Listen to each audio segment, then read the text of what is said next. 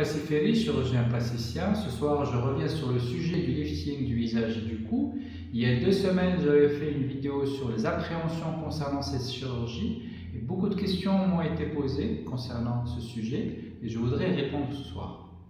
Quels sont les avantages spécifiques du lifting chirurgical par rapport aux autres méthodes de rajeunissement type filler ou fil tenseur? 1. Lorsque le relâchement est important avec des sillons creusés, des bajoules lourdes, pas de définition entre le visage et le cou et surtout un cou altéré, aucun autre moyen ne peut remplacer le lifting chirurgical. Depuis une dizaine d'années, on utilise une nouvelle technique de lifting, le deep plane lifting, qui corrige l'anatomie en globalité, peau et muscles. Ainsi, on recrée l'ovale, on repositionne les éléments qui sont descendus, on améliore l'angle du cou et on enlève la peau en excès, sans déformer, sans tirer. 2. Le lifting dure dans le temps, car lorsqu'on corrige l'anatomie, le résultat est constant et naturel sur plusieurs années. Comme on dit, on gagne des années pendant des années.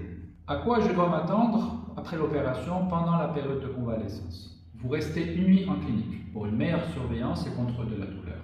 Vous avez un pansement avec un petit bandage pour bien appliquer les tissus qui ont été manipulés. Le lendemain, on vous lave les cheveux, on nettoie la plaie, on applique une pommade antibiotique sur les cicatrices.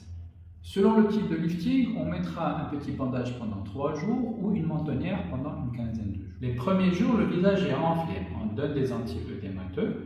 Il y a parfois des bleus, surtout au niveau du cou, mais disparaîtront au bout de 10 jours. Les fils seront retirés entre le 7e et le 10e jour. On peut alors se doucher. Le résultat est déjà visible, mais ça continuera à se désenfler et se détendre pendant les 2 à 3 semaines qui suivent. Combien ça coûte? Il faut savoir que le coût de l'opération englobe les honoraires du chirurgien, celui de l'anesthésiste et les frais de clinique. À chaque consultation, un devis sera proposé. Il variera selon le type de chirurgie, lifting du visage ou lifting du cou ou lifting du visage et du cou, le type de lifting du cou, est-ce que seulement le côté va être traité ou le milieu et le côté sera traité, le type d'anesthésie, locale ou générale, et les chirurgies combinées qui seront réalisées sur les paupières ou la lèvre supérieure.